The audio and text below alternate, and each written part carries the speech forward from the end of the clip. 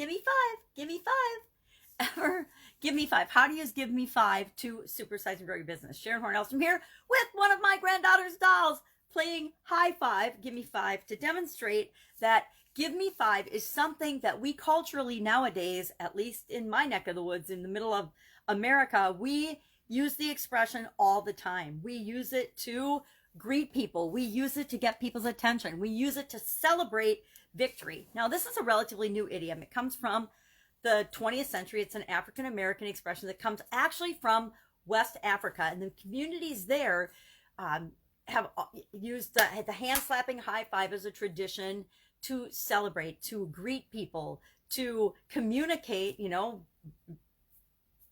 with body language versus just words in order to connect with one another, to connect with people. Now, National High Five Day is actually the third Thursday in April, which I love Thursday holidays because Thursday used to be my least favorite day of the week for some reason.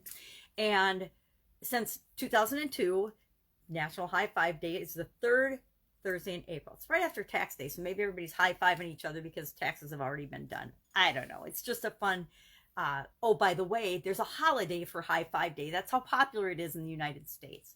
So what and how can you use a high five? What does it mean? It means, you just literally slap someone on the hand, give them 5 fingers, right? It comes from 5 fingers, and you're celebrating together. You're announcing victory or acknowledging victory. There's some controversy over when and in America where it really became popular and started being used. It was around back in the 1930s. People would do the down low behind the back high five. They'd tap each other's hands to show alignment and agreement and things, or support for one another. And then around the late 1970s, there was some thought that it came from a outfielder. I can't remember his name, but an outfielder in the game of baseball who high-fived people when they did something well, or I don't remember. There's a story about in baseball. Then the following year, there was a popular basketball team that started using high fives all the time whenever they did something good for the season, and that caused it to really catch on as well. And I don't know how in my family it caught on, but I know that we still, when we're we hug, but not during COVID, but we're a family of huggers. But in addition to that, when something cool happens or when somebody says something funny, they'll put their hand up to receive a high five, and you give them a high five in return.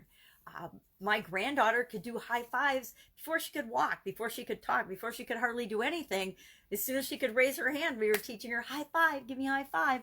And we do that with our kids. I did it with my kids. I do it with my granddaughter. We want to teach them things that are cool, and it's a very low key but positive message that we send to people when we exchange high fives, right? Just like when you exchange hugs or handshakes with people, it means something pretty universal. So how do you use this in your business, right? Knowing that National High Five Day is April 3rd, or the third Thursday in April, I can think of some fun things to do for all kinds of different businesses to incorporate the use of a high five. But are there other creative ways or things that you can add and incorporate and do in your business to increase feelings of positivity, to increase and build relationships, to, create commonality, common language, common collaboration and agreement among people within your company or between you and your customers?